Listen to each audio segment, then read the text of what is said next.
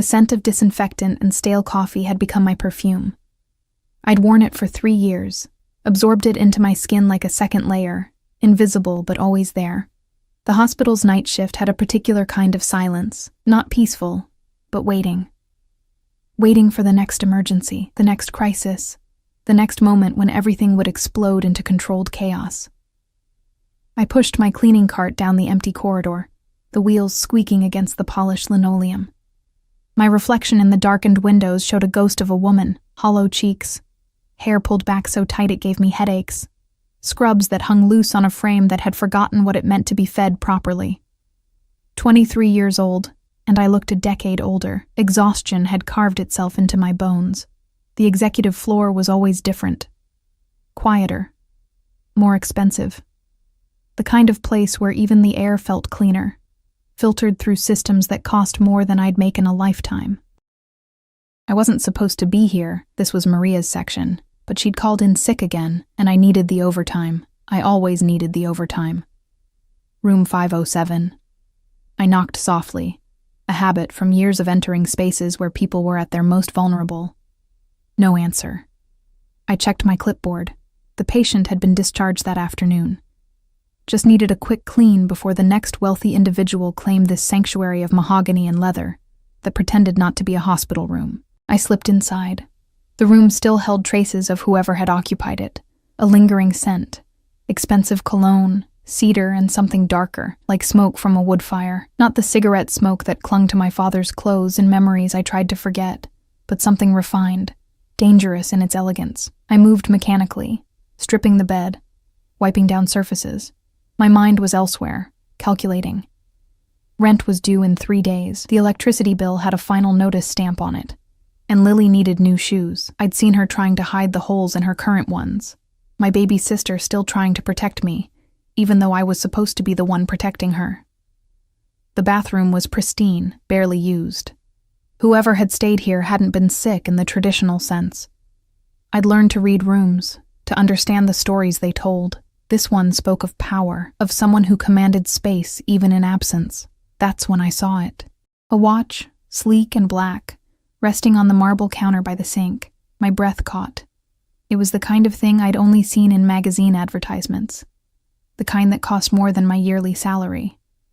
More than enough to solve every problem crushing me into dust. My hand trembled as I reached for it. Not to steal, I wasn't a thief. I needed to turn it in to Lost and Found. That was protocol. That was the right thing to do. But my fingers closed around the cool metal anyway. And for just a moment, one stolen moment, I let myself imagine what it would feel like to not be drowning, to breathe without the weight of the world pressing down on my chest. I wouldn't do that if I were you. The voice came from behind me, smooth as silk and sharp as a blade. My heart stopped. I spun around, the watch slipping from my fingers, and time seemed to slow as it fell toward the tile floor. A hand shot out, catching it before impact. Fast. Impossibly fast. I looked up and up, into eyes that reminded me of a wolf's. Gray, calculating, ancient, despite the young face they inhabited. He was perhaps 30, perhaps ageless. Tall enough that I had to tilt my head back. He wore black, everything black, tailored so precisely it looked like a second skin. The cologne I'd smelled earlier intensified, surrounding me, making the small bathroom feel even smaller. I'm sorry, I was just... The words tangled in my throat. He studied the watch in his palm, turning it over with long fingers. Fingers that moved with controlled precision. The kind that spoke of discipline or violence or both. Then his gaze lifted to me, and I felt pinned in place like a butterfly to a board. Just what? His voice held a trace of an accent I couldn't place. European, maybe. Refined. Stealing? No, I was going to take it to Lost and Found, I swear. Panic climbed up my spine. I couldn't lose this job. I couldn't. Lily depended on me. Please, I wasn't stealing, I would never... He took a step closer. I took a step back, hitting the counter. Trapped. The bathroom suddenly felt like a cell, and he was the warden studying his newest prisoner. What's your name? The question threw me. Emma. Emma Crawford. Emma. He said it slowly, tasting each syllable. Do you know who I am? I shook my head mutely. Should I? Was he someone important? Of course he was. The watch, the private room, the way he carried himself like he owned not just the space, but the air in it. Something flickered in his eyes. Amusement? Satisfaction? Good. That makes this easier. Makes what easier? He slipped the watch into his pocket, but he didn't move away. Instead, he leaned against the doorframe, blocking my only exit. Not threatening exactly, but absolute in his control of the situation. I noticed details I'd missed in my panic, the way his shirt collar was open, revealing a tan throat, the slight shadow of stubble along a jaw that could cut glass, the complete absence of fear or uncertainty in his posture. You're working 3 jobs. It wasn't a question. I blinked. How did you... You have the look. He tilted his head, studying me like I was an equation to solve. Running yourself into the ground. Desperate, but proud. You didn't take the watch, even though you wanted to, even though it would solve your problems. Shame burned in my chest. I don't know what you're talking about. Yes, you do.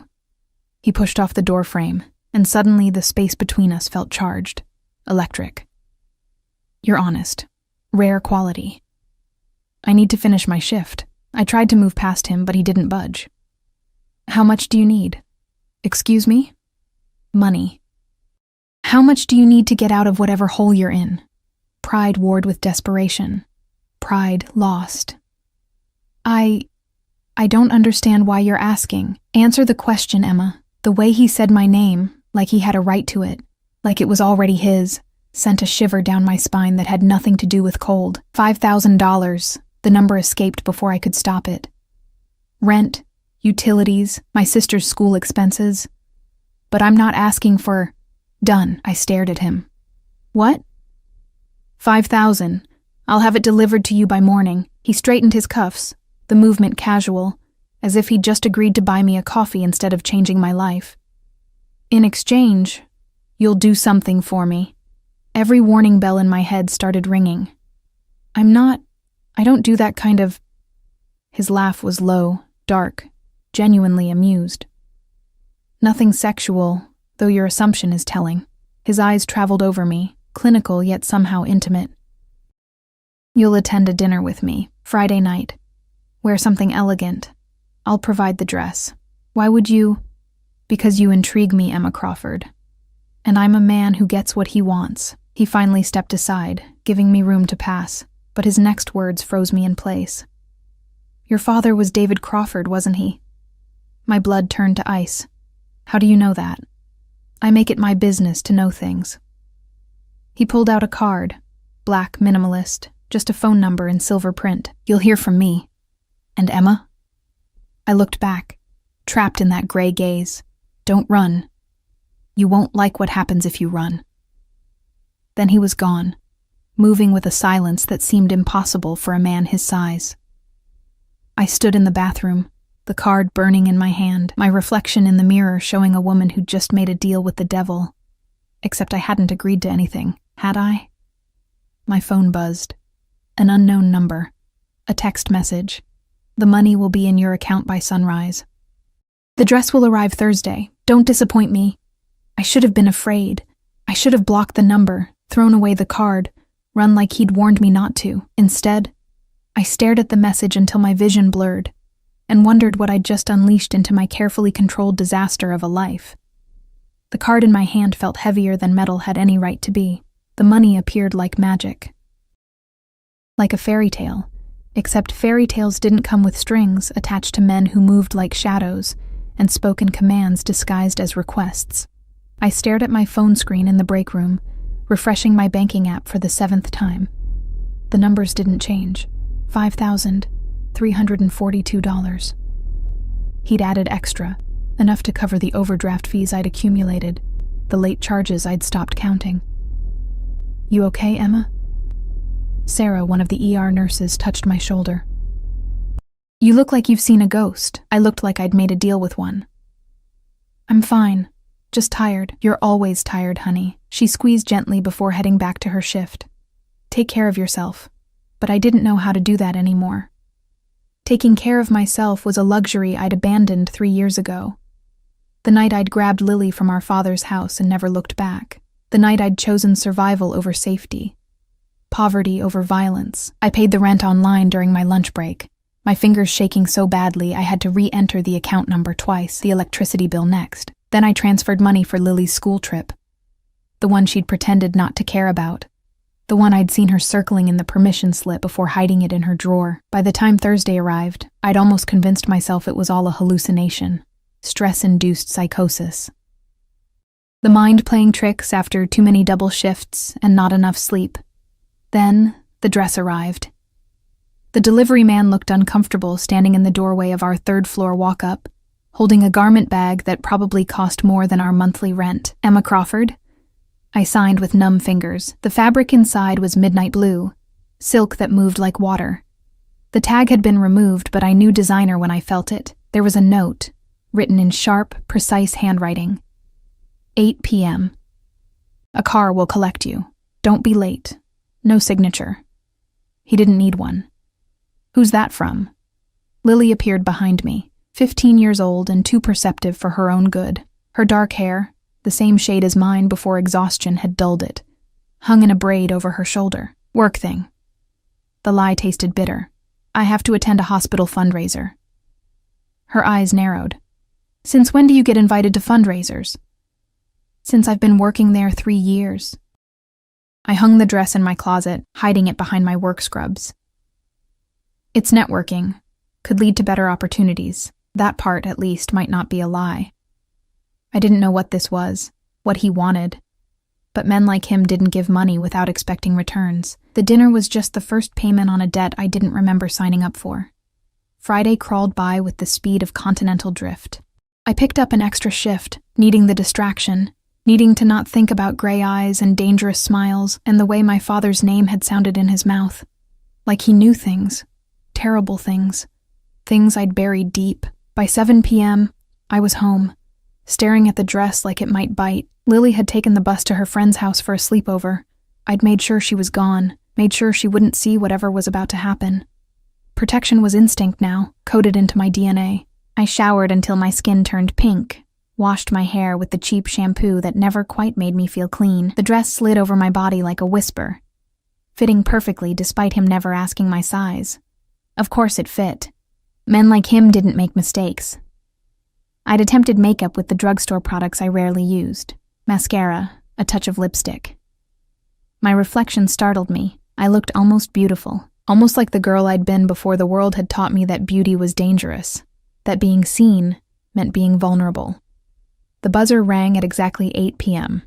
The car was black, sleek, windows tinted so dark they reflected the streetlights like mirrors. The driver who emerged wore a suit that marked him as security, broad-shouldered, alert eyes that scanned the street before opening the rear door. Miss Crawford. It wasn't a question. I climbed in, the leather interior swallowing me in luxury I'd only seen in movies. The door closed with a heavy thunk that sounded like finality. We drove through the city, away from my neighborhood with its flickering streetlights and barred windows, into areas where the buildings grew taller, the streets cleaner, the people scarcer. Old money territory, the kind of place where power whispered instead of shouted. The restaurant was unmarked, just a discreet door between a gallery and a law firm. The driver opened my door, gestured for me to enter. He's waiting. Inside was a different world. Low lighting, tables spaced for privacy. The quiet murmur of conversations that discussed mergers and acquisitions, not bills and survival. A hostess appeared, tall, elegant, her smile professional and cold. Miss Crawford, this way. She led me through the main dining room to a private area in the back, separated by frosted glass panels. And there he was. He stood as I entered, and the simple act felt like a production. He wore a different black suit, or maybe it was the same. They all looked expensive and dangerous on him. His hair was styled back, revealing the sharp angles of his face. 2 men flanked the entrance, security, obvious in their stillness and watchfulness. Emma. He moved around the table and I realized with a start that he intended to pull out my chair. You look exquisite. Thank you for the dress. My voice came out steadier than I felt. And the money. Sit. He waited until I did, then took his own seat across from me. The table was intimate, meant for two, set with crystal and silver that caught the candlelight. Wine? I don't drink. Smart. He poured water instead, the movement fluid. Tell me about your sister. The question caught me off guard. Why? Because she matters to you, and I want to understand what matters to you. Why? I repeated more forcefully. Why do you care? Why the money? Why this dinner? What do you want from me? He leaned back, studying me with that unsettling intensity. Direct. I appreciate that. He gestured, and a waiter appeared with plates, food I couldn't name, arranged like art. Your father stole from me. The words dropped like stones into still water. Ripples of panic spread through my chest. 3 years ago, he continued, voice conversational, as if discussing the weather. David Crawford was a courier for one of my operations. Small-time work, minimal trust required. He took something that didn't belong to him. 200,000 in cash. I couldn't breathe. I don't know anything about that. I believe you. He cut into his food with precise movements. You left him around the same time. Took your sister and disappeared. Smart girl. Are you here to collect? My hands fisted in my lap, because I don't have it. I've never had it. I didn't even know. Emma. He said my name like a command to stop, to breathe, to listen. I'm not here to collect your father's debt. Then what? I'm here because of what happened after. His eyes locked on mine, and I saw something dangerous swimming in those gray depths. Your father is dead. The room tilted. I gripped the table edge. What? Died 6 months ago. Liver failure. Unsurprising given his drinking habits. He took a sip of wine, watching my reaction. But before he died, he told someone about you, about his daughters, where you were living, where you worked. Fear, cold and sharp, sliced through me. Who? Marcus Volkov. The name meant nothing to me, but the way he said it, careful, weighted, meant everything. He was your father's partner in the theft. And he's decided that since your father is gone, the debt transfers to you. That's insane. I don't owe anyone anything. Logic doesn't concern men like Marcus. He leaned forward, elbows on the table, the casualness belied by the intensity in his gaze. He's coming for you, Emma, and when he does, he won't be kind about collection. My mind raced, trying to find the trap, the angle. Why are you telling me this?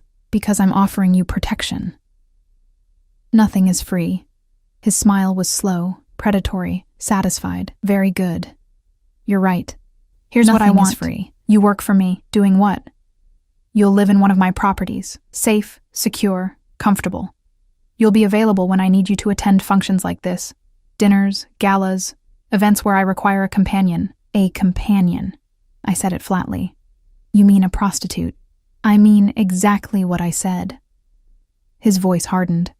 I have no shortage of women willing to warm my bed, Emma. What I need is someone smart, someone observant, someone who doesn't belong to my world, but can move through it without drawing attention. Why me? Because you're desperate enough to consider it, and honest enough not to betray me. He paused. And because I saw how you looked at that watch. You wanted to take it. Your fingers were already closing around it. But you didn't. That kind of integrity is rare in my world. Your world being... what? What exactly do you do? I think you know. His eyes challenged me to say it, to acknowledge what we were dancing around. You're a criminal. I'm a businessman who operates outside conventional channels. He said it without shame, without justification. I move things. Money, goods, information. I facilitate arrangements between parties who prefer discretion, and I protect what's mine. I'm not yours. Not yet. The words hung in the air between us, promise and threat combined. But Marcus thinks you are his to claim. And between the two of us, Emma, I'm by far the better option. A waiter appeared to clear plates I hadn't touched. The motion gave me time to think, to process, to understand the cage I was being offered. What happens if I say no? Then you walk out of here, go back to your life, and deal with Marcus when he comes. And he will come. He took another sip of wine, perfectly calm. He's not subtle. He's not patient. and he won't care that you're innocent. And if I say yes, then you and your sister move into a secured apartment tomorrow. You'll have protection, discreet but constant. You'll quit 2 of your 3 jobs and work for me when needed. Lily continues school undisturbed. You'll have a salary, benefits, safety. For how long? Until the debt is resolved. Which means, until I find Marcus and settle accounts. Something dark crossed his face, there and gone in a flash. However long that takes, I thought of Lily, of her hidden permission slip, of the way she tried to make herself smaller, quieter, less of a burden. I thought of my father's fists, of running through rain-soaked streets with my sister's hand in mine. I thought of the exhaustion that lived in my bones, the fear that never quite left. I need to think about it. You have until midnight. He stood, reaching into his jacket. He pulled out another card, placed it on the table. This is the address. The apartment is ready. All you need to do is show up, and if I don't... He came around the table, and suddenly he was close, too close, his presence overwhelming in the intimate space. He reached out slowly, giving me time to pull away. I didn't. His fingers brushed my jaw, tilting my face up to meet his eyes. Then I'll respect your choice. I'm not your father, Emma. I'm not Marcus. I don't take what isn't freely given. His thumb traced my cheekbone, the touch gentle but possessive. But understand this. If you walk away, you're on your own, and I won't be able to save you from what comes next. He stepped back, the absence of his warmth like cold water. The car will take you home. Think carefully. Then he was gone, moving past his security detail, disappearing into the shadows of the restaurant like he'd never been there at all. I sat alone at the table, the card burning next to my untouched plate, and wondered if I'd just been offered salvation or damnation. The answer, I suspected, was both. I didn't go home. The driver took me back to my apartment building, but I couldn't make myself climb those stairs, couldn't face the decision waiting in the silence. Instead, I walked. Block after block through streets that grew darker, more familiar, more dangerous as midnight approached. My phone buzzed. Lily. Having fun! Sarah's mom made pizza. Love you. I typed back, love you too, baby girl. See you tomorrow. Tomorrow. What would tomorrow look like? The apartment with its peeling paint and broken heater. Working myself to death while waiting for a man named Marcus to collect a debt I didn't owe, or a gilded cage owned by a man whose name I still didn't know. Whose eyes saw too much, whose touch had burned like a brand. My father's voice echoed in my memory. You're just like your mother, too proud for your own good. Pride doesn't pay bills, Emma. He'd been right about that, at least. Pride had never paid bills, but it had kept me human when everything else tried to strip that away. I found myself outside the building from the card, a high-rise in the financial district, all glass and steel reaching toward a sky I couldn't see through the city lights. Security nodded as I approached, like they'd been expecting me, like my choice had already been made. Miss Crawford, 15th floor. The guard handed me a keycard. Mr. Constantine is waiting. Constantine. Finally, a name for the devil. The elevator was mirrored, showing me a woman in a designer dress who looked lost, afraid, determined. All 3 at once. The ascent was smooth, silent, delivering me to a private hallway with a single door. I knocked. He opened it immediately, like he'd been standing on the other side, waiting. He'd removed his jacket, rolled up his sleeves. I could see tattoos on his forearms, dark ink in patterns I couldn't quite make out. Cyrillic letters mixed with symbols that looked religious or criminal or both. You came. He stepped aside, letting me enter. The apartment was stunning, floor-to-ceiling windows overlooking the city, furniture that looked designer but comfortable, art on the walls that was probably worth more than I'd make in a lifetime, everything in shades of gray and black and white, elegant and cold and perfect. I haven't decided yet, I said. Yes, you have. He moved to the bar, poured himself vodka. You wouldn't be here otherwise. You're very sure of yourself. I'm sure of human nature. You love your sister more than you love your pride. He raised his glass in a mock toast. It's not a weakness, Emma. It's just a fact. Tell me about Marcus. I stayed by the door, maintaining distance. Who is he? What will he do if he finds me? Konstantin's expression darkened. Marcus Volkov is a rabid dog who thinks he's a wolf. He worked in my organization, low-level enforcement, collection. He was useful until he got greedy. He took a drink. Your father was his entry into independent theft. They thought they could steal from me and disappear. Your father succeeded for 3 years. Marcus didn't. You caught him? I caught him. I let him live, which was a mistake. He set down the glass with controlled precision. He believes he's owed, that your father's debt is transferable. He's wrong, but that won't stop him from trying to collect in other ways. The implication in his voice made my stomach turn. What other ways? Use your imagination. His eyes met mine, unflinching. He's not refined, he's not patient, and he particularly enjoys hurting women. I wrapped my arms around myself, suddenly cold despite the apartment's perfect temperature. How did you find me? I've been looking for your father for 3 years. When he died, I investigated his life, his contacts, his family. I found you 3 months ago. 3 months. He'd been watching me for 3 months. The thought should have terrified me. Instead, I felt something else. A strange relief that someone had been paying attention, that I wasn't as invisible as I'd believed. Why wait until now? I was watching Marcus, waiting to see what he'd do. When he started asking questions about you last week, I knew I had to act. He moved closer, each step deliberate. I could have just eliminated him. It would have been simpler. But that would have left loose ends, his associates, people who might come looking for revenge. This way, I kill several birds with one stone. By making me bait. By making you mine. He stopped in front of me, close enough that I had to tilt my head back to meet his eyes. There's a difference. I don't see one. You will. His hand came up, fingers threading through my hair, grip firm but not painful. When you're mine, Emma, everyone knows it. Marcus included. He won't touch you, because touching you means declaring war on me. And I'm not someone people declare war against lightly. You're insane if you think I'm just going to agree to be your property. Not property. Protection. His grip tightened slightly, holding me in place. You think you have choices here, that you can bargain or negotiate. You can't.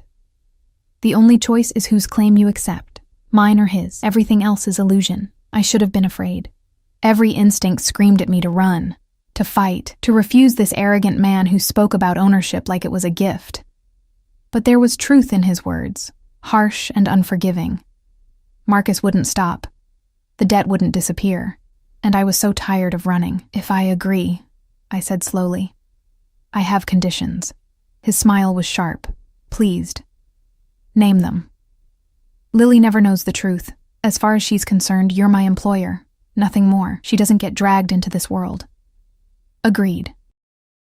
I finished my degree.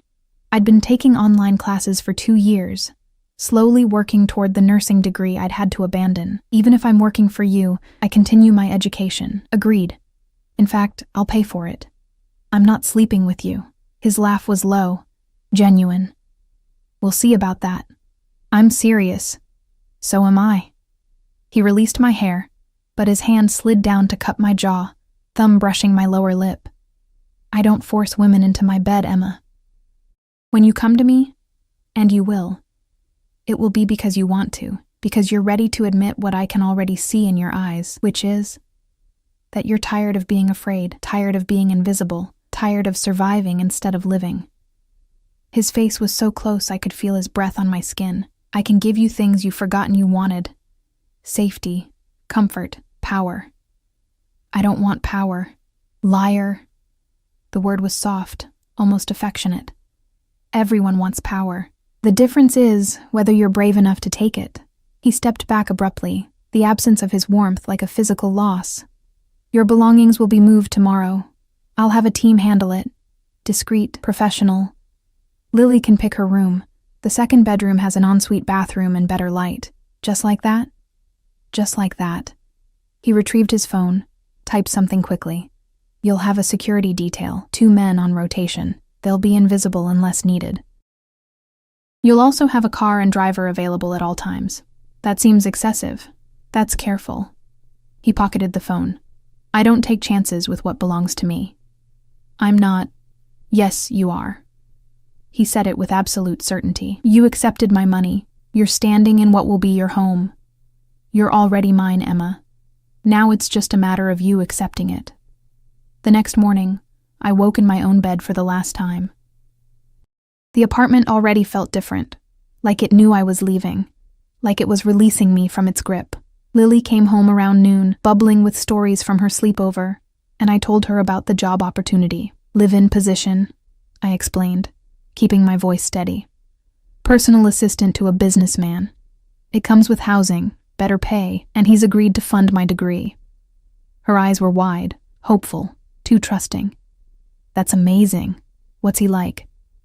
Professional, demanding, true enough. But fair. The movers arrived at 2, silent, efficient men who packed our lives into boxes with the kind of care usually reserved for expensive art. Everything we owned fit into a single truck. 3 years of survival, of scraping by, reduced to cardboard and tape. The apartment Constantine had prepared was more than I'd imagined. 2 bedrooms, 2 bathrooms, a kitchen with appliances that looked new, a living room with furniture that was actually comfortable. Floor-to-ceiling windows overlooked a park I'd walked through once, years ago, when I'd still believed in things like leisure and beauty. Lily chose the room with better light, exactly as he'd predicted. She unpacked her books, her clothes, her small collection of treasures, and for the first time in 3 years, I saw her smile without shadows behind it. She appeared in my doorway as I hung clothes in a closet big enough to be a bedroom itself. Is this real? We're really staying here?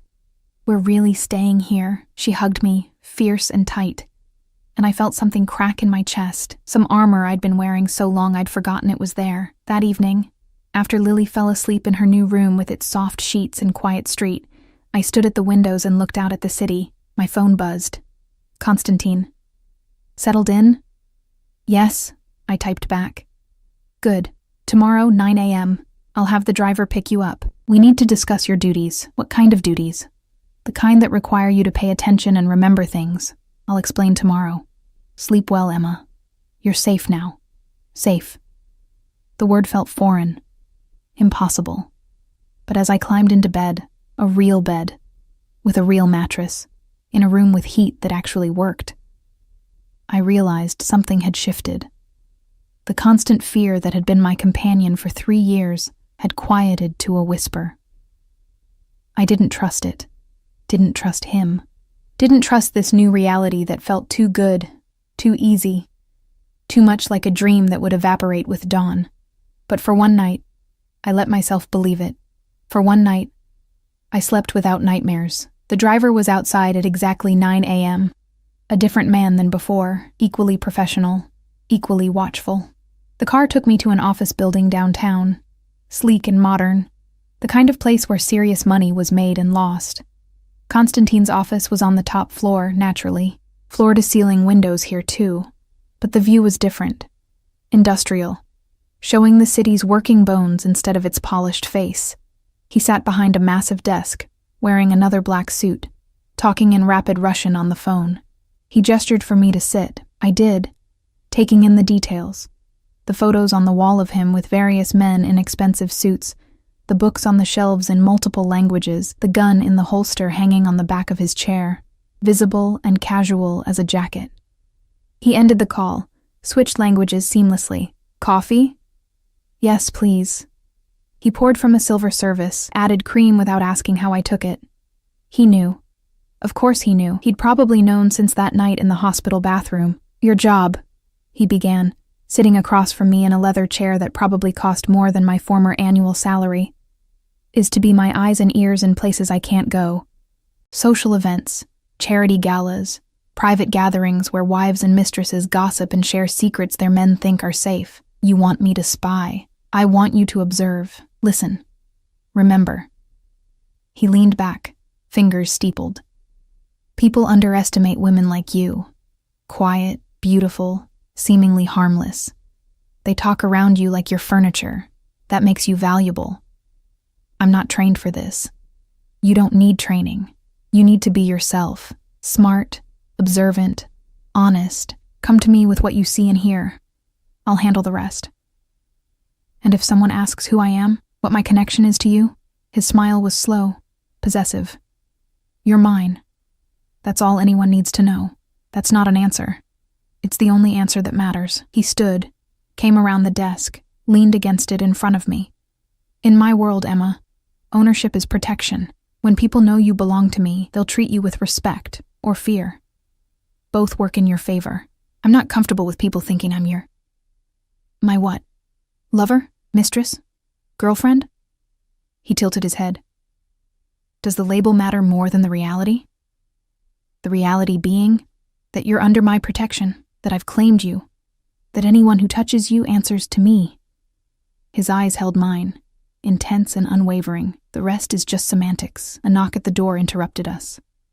One of his security team entered, tall, scarred, dangerous looking. Boss. Marcus has been spotted near the sister school. Everything in me went cold. Constantine's expression didn't change, but something deadly flickered in his eyes. When? His voice was arctic. 20 minutes ago. He left when he saw our team. Double the detail on both of them. I want eyes on Marcus every second. And get Emma back home. Now. The man nodded. Disappeared. Constantine turned to me, and for the first time, I saw something like concern in his face. He knows where Lily goes to school. My voice shook. He won't get near her. I promise you that. He gripped my shoulders, firm and grounding. Emma, look at me. She's safe. My men are the best. Marcus is testing boundaries, trying to provoke a response. He won't succeed. You promised she wouldn't be dragged into this. And she won't be. This is exactly why you're here. Why you're under my protection. His hand slid up to cup my face, forcing me to focus. Trust me. Can you do that? I didn't have a choice. That was the truth of it. I'd made my decision, accepted his terms, and now I had to believe he could deliver on his promises. Yes, I whispered. Good girl. He released me, his demeanor shifting back to business. Go home. Stay there until I come to you. Don't open the door for anyone except my people. Understand? I nodded, stood on shaking legs. He walked me to the door, his hand at the small of my back, possessive, protective, the touch burning through my clothes. Emma.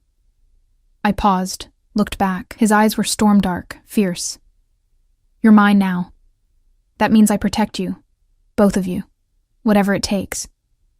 It should have sounded like a threat. Instead, it sounded like a vow. The apartment felt like a fortress and a prison simultaneously. I paced the living room while Lily sat at the dining table doing homework, oblivious to the danger circling us. The security detail had tripled. I'd counted 4 different men on rotation outside our door, saw the way they checked every person who entered the building. My phone buzzed constantly with updates from Constantine's team. Subject still under surveillance, no approach attempts. Target appears to be establishing patterns. Marcus was hunting, and we were the prey he wanted to flush out. 3 days passed in tense monotony. I barely slept, jumped at every sound, watched Lily like she might disappear if I blinked. Constantine called every evening, his voice steady and calm, a counterpoint to my spiraling anxiety. He's getting impatient, he told me on the 3rd night. Good. Impatient men make mistakes. What kind of mistakes? The kind that let me end this. A pause. How are you holding up? I'm fine. The lie was automatic. Liar. But he said it gently, almost fondly. I'm coming over. We need to talk. He arrived an hour later, appearing at my door with a bag from a restaurant I recognized from magazine spreads. The kind of place that required reservations months in advance. His security stayed in the hallway while he entered, filling the space with his presence. You haven't been eating. It wasn't a question. He unpacked containers onto the dining table. Pasta, salad, bread that smelled like heaven. Sit. I'm not hungry. Sit, Emma. He command, not request. I sat.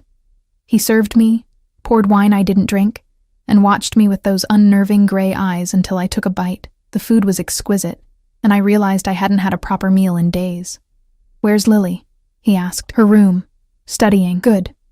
He ate with the same precise movements I'd noticed before, controlled and elegant. I need you to do something for me. My fork paused halfway to my mouth. What? There's a charity gala tomorrow night. High-profile donors, old money families, the kind of people who think their wealth makes them untouchable. He wiped his mouth with a napkin. Marcus has connections to one of the families in attendance, the Morettis. They've been laundering money through their legitimate businesses. I need to know how deep the connection goes. You want me to go to a gala while someone's trying to kill me? I want you to go to a gala where you'll be surrounded by hundreds of people and my security team. It's actually the safest place you could be. He leaned back, studying me. Besides, Marcus won't expect it. He thinks you're cowering here, afraid. Let's prove him wrong. I am afraid. I know. His hand reached across the table, covered mine. But you're also brave. You've been surviving on your own for 3 years, protecting your sister, working yourself to exhaustion. That takes courage. This is just a different kind of survival. His touch was warm, solid, grounding. I hadn't realized how much I'd craved human contact until that moment. Not the clinical touches at work, not Lily's innocent hugs, but something else. Something that acknowledged I was more than just a caretaker, more than just afraid. What do I need to do? I asked quietly. Be yourself. Listen. Watch. The Moretti daughter, Isabella, loves to talk when she's drinking. She'll be there with her fiancé, showing off her ring, playing the perfect socialite. Get close to her. Women like her love having an audience. How do I get close to her? His smile was sharp. You'll be there as my companion. That alone will make you interesting. Everyone will want to know who you are, where you came from, why I chose you. He squeezed my hand. Let them wonder. Be mysterious. And when Isabella starts talking, remember everything. The next evening, I stood in front of my closet trying to breathe. The dress he'd sent was emerald green this time, with a neckline that showed just enough to be elegant without being scandalous. Jewelry arrived with it, diamonds that felt cold and heavy against my skin. Lily appeared in my doorway, eyes wide. Em, you look like a princess. I feel like an imposter. You're not. She hugged me carefully, avoiding the dress. You're the strongest person I know. You can do anything. If only that were true.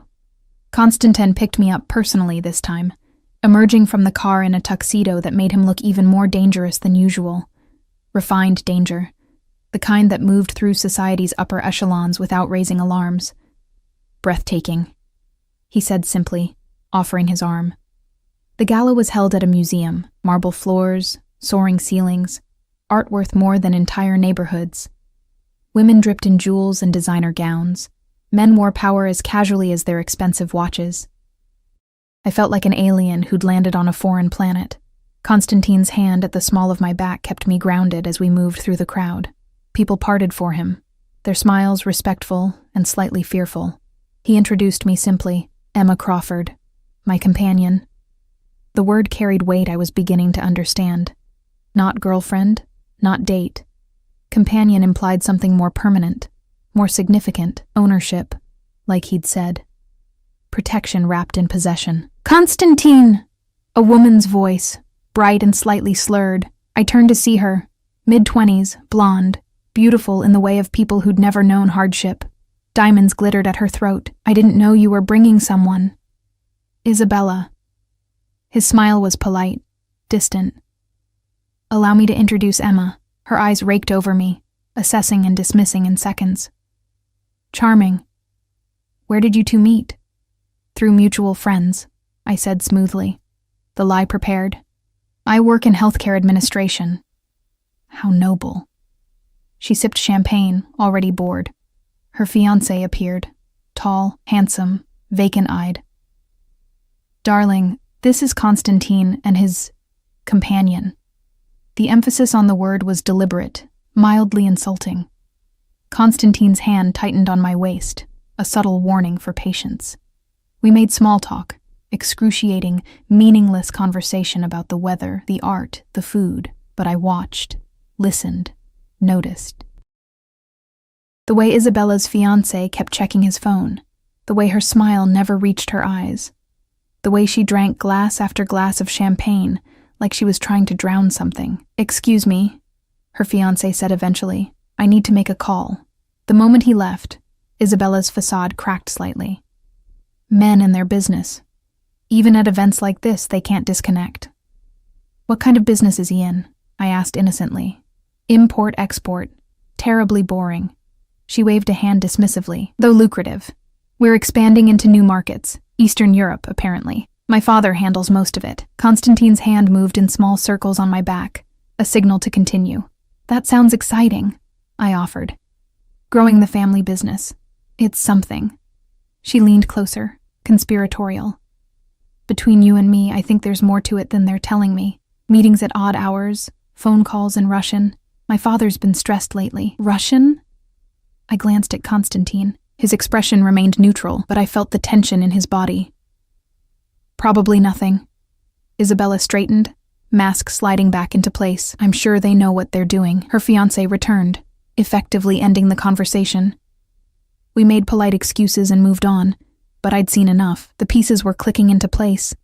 The Morettis were dealing with Russian connections, probably Marcus and his associates. Constantine guided me to a quieter corner, his lips close to my ear. "You did well. Very well." She confirmed Marcus is working with them. More than that. She gave us timeline and methodology. His hand slid up my spine, possessive and proud. "You're a natural at this. I just talked to her. You made her comfortable, made her trust you enough to gossip. That's a skill, Emma." His fingers threaded through my hair, tilting my face up to his. "Do you understand what you've given me? Information that will help me dismantle their operation and eliminate Marcus." "When?" "Soon." His thumb traced my lower lip, the touch electric. "Very soon. And then you'll be truly safe." The Gala continued around us, but I was aware only of him, his heat, his scent, the way his eyes had darkened with something that wasn't just professional appreciation. "Constantine. Alexei." His name, finally, offered like a gift. "When we're alone, call me Alexei." "Alexei?" I tested it, the syllables foreign on my tongue. "What happens after Marcus is gone?"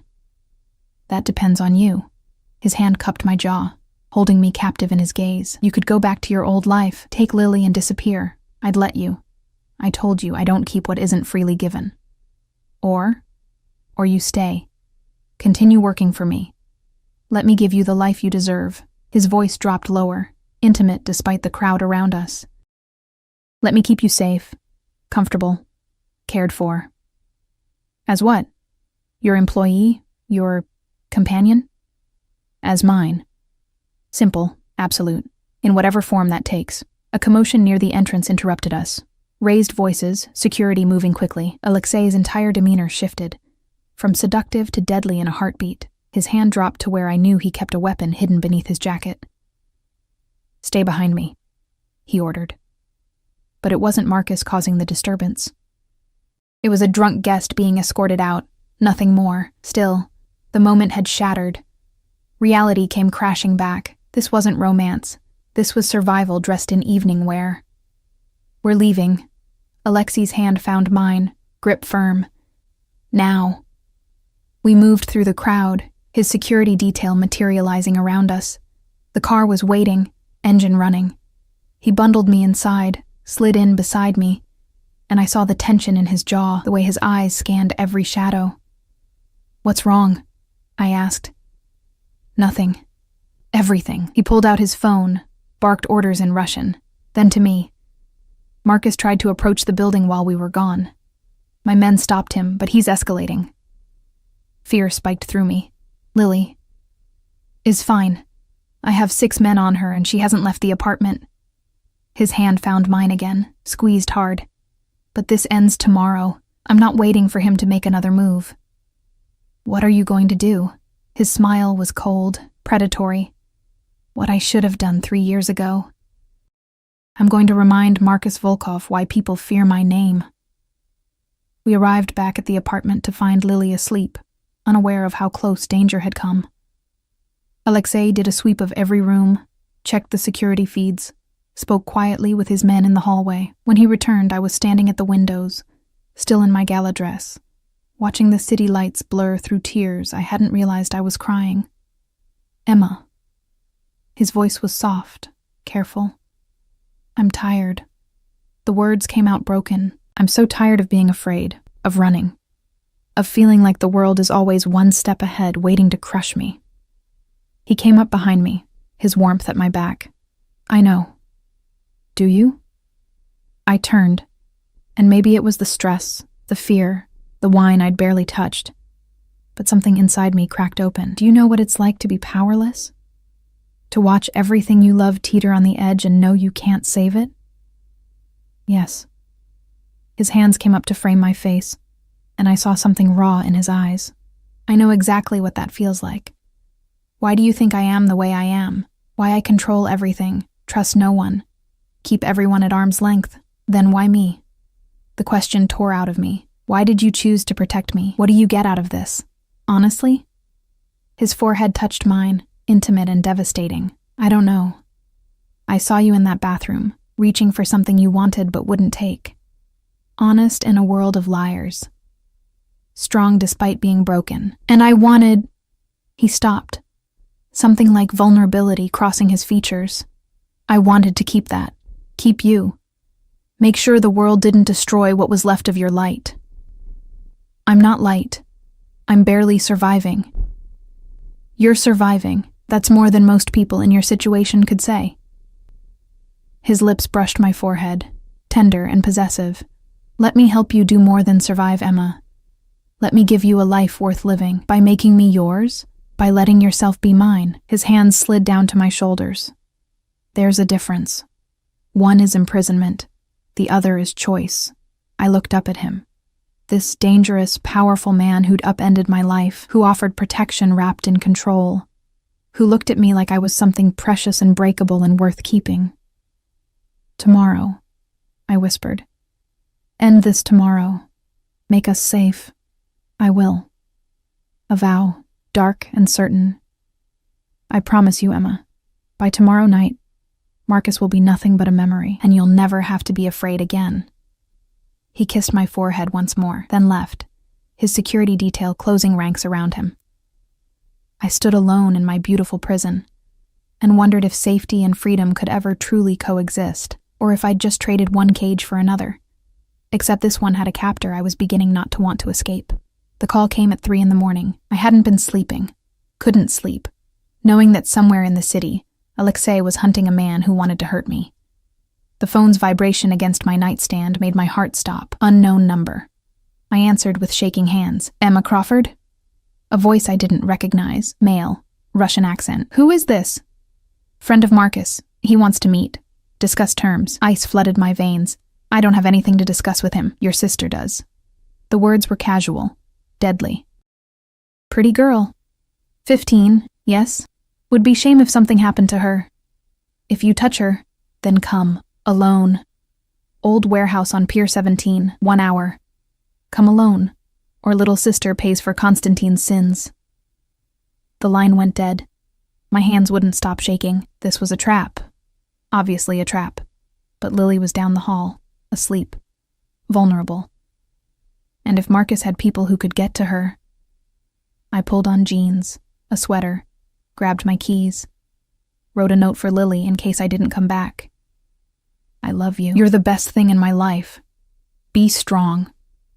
The security guard outside my door stood as I emerged. Miss Crawford? Everything all right? I need to go out. Mr. Constantine's orders are that you stay. I don't care about his orders. I pushed past him toward the elevator. He followed, speaking rapidly into his radio. I heard Alexei's name, heard urgency in the Russian words I couldn't understand. The guard tried to stop me at the building entrance. Please, Miss Crawford, let me call the boss. No. I pulled away, ran into the street. A taxi was passing. I flagged it down, gave the address, and we pulled away before anyone could stop me. The warehouse district at night was exactly as terrifying as expected. Abandoned buildings, broken streetlights, shadows that moved with rats or worse. Pier 17 loomed ahead, a skeletal structure against the black water. I paid the driver, stepped out into cold that bit through my sweater. The warehouse door was open, inviting me into darkness. Every instinct screamed at me to run. But I thought of Lily, of her smile, of the way she'd finally stopped flinching at loud noises. I couldn't let Marcus take that from her. I walked inside. The space was vast, empty except for old crates and industrial debris. Moonlight filtered through broken windows, creating patterns on the concrete floor. I heard footsteps, turned to see Marcus emerge from the shadows. He was smaller than I'd expected. Average height, thinning hair, the kind of man who'd be invisible in a crowd. But his eyes were wrong, empty in a way that made my skin crawl. Emma Crawford. He smiled, showing yellow teeth. David's daughter. You look like him, you know. Same eyes, same stupid pride. What do you want? What I'm owed. He circled me slowly, predator assessing prey. 200,000, plus interest. 3 years of interest. I don't have that kind of money, but your new boyfriend does. Marcus stopped in front of me. Constantine thinks he can take what's mine. First my position in the organization, then my money, now my debt. I'm here to collect what he owes me. I'm not his... Don't lie to me. His hand shot out, grabbed my arm hard enough to bruise. You think I'm stupid? You think I don't see what he's doing? Using you to get to me, to flush me out? Well, it worked. Here I am. Where are your friends? I asked, trying to keep my voice steady. The ones who called me? His smile widened. There are no friends, just me, just you, and a very simple transaction. You're insane if you think he'll pay. Oh, he'll pay. Because if he doesn't, I'll cut you into pieces and mail them to him one by one. He pulled a knife from his jacket, the blade catching moonlight. Starting with those pretty fingers he seems to like touching, the knife moved toward my hand. I jerked back, but his grip held firm. The blade touched my skin, a line of cold pressure. Touch her and die. Alexei's voice came from everywhere and nowhere, echoing in the vast space. Marcus spun, dragging me with him, using me as a shield. The knife pressed against my throat now, edge sharp enough that I felt the sting of a shallow cut. There you are, Marcus called out into the darkness. Come out, Constantine. Let's talk like civilized men. There's nothing civilized about you, Marcus. Alexei stepped into the light, and my breath caught. He wore all black, a gun held with casual competence at his side. His face was a mask of cold fury.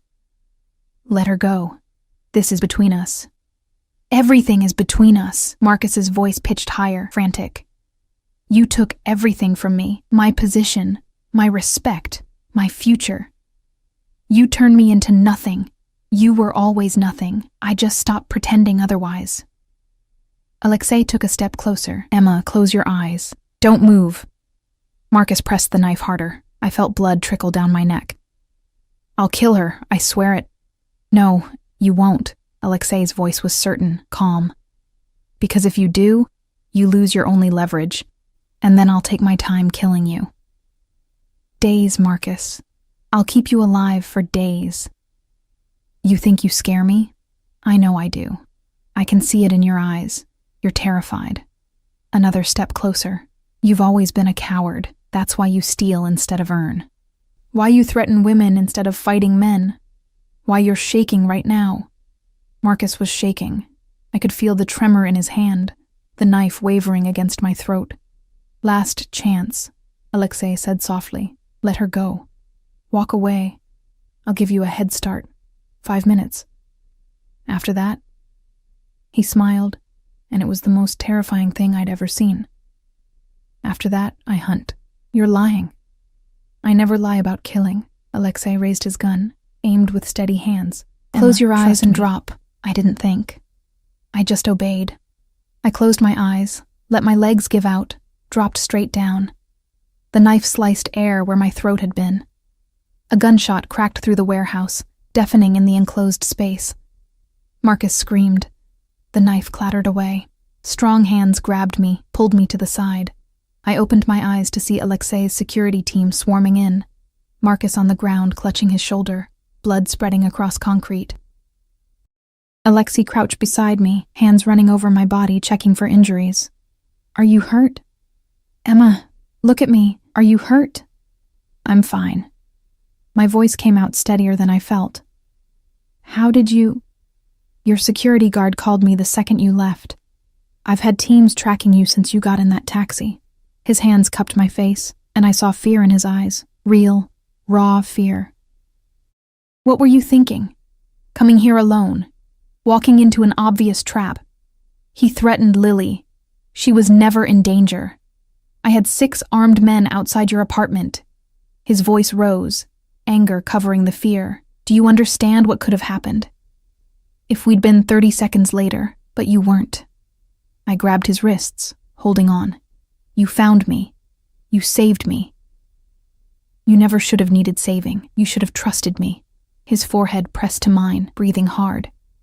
God, Emma, when I got that call, when I realized where you were going, I'm sorry. Tears were falling now, shock setting in. I'm sorry, I couldn't risk her. I couldn't. I know. His lips brushed my forehead, my cheeks tasting my tears. I know, Malaya Moya. But you're mine to protect, both of you. You don't get to throw your life away without permission. Behind us, Marcus was being hauled to his feet by security. Alexei stood, pulling me with him, keeping me tucked against his side. What do you want us to do with him, boss? One of the men asked. Alexei looked at Marcus, really looked at him, with eyes that held nothing but cold calculation. Make it clean, no trace, and send a message to the Morettis. Their arrangement is over. Anyone who works with my enemies becomes my enemy. No. Marcus struggled against the hands holding him. Constantine, please, I'll leave the city. I'll disappear. You had your chance to disappear 3 years ago. Alexei's voice was flat, final. You should have taken it. They dragged Marcus away, his protests fading into the night. I should have felt something. Horror, guilt, satisfaction. Instead, I just felt numb, exhausted, like I'd been running for years and finally stopped. Come on. Alexei guided me toward the warehouse entrance where multiple black cars waited. Let's go home. Home. The word caught in my chest. The drive back was silent. Alexei held me against him in the back seat, one arm wrapped around my shoulders, the other hand holding mine. I felt his heartbeat gradually slow from its frantic pace, felt the tension drain from his body as we put distance between us and the warehouse. I was terrified, he said finally, quietly. When I realized you'd gone to him. When I thought I might be too late. You're always in control. I didn't think you got scared. Everyone gets scared, Emma. The difference is what you do with the fear. His fingers threaded through mine, gripped tight. Mine makes me dangerous. Yours makes you brave. I don't feel brave. You walked into a warehouse alone to protect your sister. That's the definition of brave. He kissed my temple. Also the definition of reckless and infuriating, and he stopped, searching for words. Mine. God help us both. But you're mine. We arrived back at the apartment to find Lily still asleep, unaware of how close she'd come to losing me. Alexei did another security sweep while I stood in my living room, still shaking with adrenaline. It's over, he said, returning from checking the locks. Marcus is gone. The Morettis won't risk moving against me. You're safe now, both of you. So what happens now? I turned to face him. You said I could leave after, that I could go back to my old life. I did say that. He moved closer, slow and deliberate. Is that what you want? I thought about my old apartment with its broken heater and peeling paint, thought about exhaustion and fear and invisibility, thought about surviving instead of living. No, I whispered. I don't want that. What do you want, Emma? The question hung between us, weighted with everything we'd been through, everything we'd survived together. I took a shaky breath. I want to stay, keep working for you, keep living here with Lily where she's safe and happy. And I want... The words caught in my throat. Admitting this felt more dangerous than facing Marcus had been. I want to understand this thing between us. Whatever it is. It's obsession. He said it simply, honestly. From the moment I saw you reaching for that watch, I was obsessed with your honesty, your strength, your refusal to break despite everything trying to crush you. He cupped my jaw, tilted my face up. I claimed you as mine not just for protection, Emma. I claimed you because I couldn't stand the thought of anyone else having you. That's insane. Probably. His thumb traced my lower lip, but insanity runs in my family. We take what we want and hold it forever. My father taught me that. My grandfather before him. When a Constantine man finds what's his, he never lets go. And if I want to leave someday, then I'll let you go. Because I meant what I said. I don't keep what isn't freely given. His eyes searched mine, but I'll spend every day until then convincing you to stay. How? Instead of answering, he kissed me. It wasn't gentle. It was possession and promise, and everything we'd been dancing around since that first night in the hospital. His hands fisted in my hair, angling my head exactly where he wanted it. I gasped against his mouth, and he deepened the kiss, claiming every breath, every thought, every piece of me I'd been holding back. When he finally pulled away, we were both breathing hard. Like that, he said, voice rough. I'll convince you like that, and by making sure you never have to be afraid again. By giving Lily every opportunity she deserves. By showing you what it means to be cherished, protected, worshipped by a man who would burn the world down to keep you safe. Alexei, I love you. The words were stark, simple. I know it's too soon, too fast, too intense. I don't care. I've been alone my entire life, trusted no one, kept everyone at arm's length. And then you appeared, honest, brave, breakable but unbroken. And I knew I'd found what I didn't know I was looking for. Tears spilled down my cheeks. I don't know if I can love you back. Not yet, not after everything. I know. He kissed my tears away, tender despite his earlier passion. I don't need you to love me today. I just need you to stay, to let me prove that choosing me, choosing this life, isn't another cage. It's freedom of a different kind. What kind? The kind where you never have to do anything alone again, where your burdens are shared, where someone stands between you and the world's cruelty. His forehead touched mine. I can't give you normal, Emma. I can't give you safe or conventional or easy, but I can give you protected, cherished. Mine. I looked up at this dangerous, impossible man who'd upended my life and somehow made it better, who'd killed for me, saved me, claimed me with a certainty that should have been terrifying, but instead felt like coming home. Okay, I whispered. Okay? I'll stay. I'll be yours. And maybe... I touched his face, feeling the roughness of stubble, the warmth of skin over steel. Maybe someday you'll be mine too. His smile was brilliant, transforming his face from dangerous to devastating. I've been yours since the moment you tried to walk away from that watch. You just didn't know it yet. He kissed me again, softer this time, but no less possessive, and I kissed him back, letting myself fall into the dangerous comfort of being claimed by a man who promised forever. 6 months later, I stood in Alexei's office, my office now too, since I'd officially become his partner in the legitimate businesses he was expanding. Lily was thriving at her new private school, talking about college applications and future dreams without shadows in her eyes. The transformation had been gradual but complete. I'd learned his world, learned to navigate the complexity of a man who existed between legal and illegal, who protected with the same hands that destroyed. We'd had fights, spectacular ones, about control and independence and trust. But we'd survived them, grown through them. You're thinking too loud, Alexei said from behind me, arms wrapping around my waist. I can hear your brain working from across the room. Just remembering. I leaned back into him. That night in the hospital, how terrified I was. And now? Now I'm terrified for different reasons. I turned in his arms, met his eyes. Like how much I love you. How much I need you. How devastating it would be to lose you. You won't. He kissed me softly. I told you. Constantine men hold on forever. Even when I'm being stubborn and independent and refusing to let you coddle me. Especially then. His smile was warm, genuine, nothing like the cold mask he showed the world. Though I reserve the right to protect you anyway. It's in my nature. And it's in my nature to fight you on it. I know. He pulled me closer. That's why this works. You keep me human. I keep you safe. And together we're unstoppable. I looked at this man who'd saved me, claimed me, loved me with an intensity that should have been overwhelming but instead felt like breathing. Forever? Forever, he promised. You're mine, Emma Crawford, and I'm yours. That's how this story ends. But it wasn't an ending, I realized.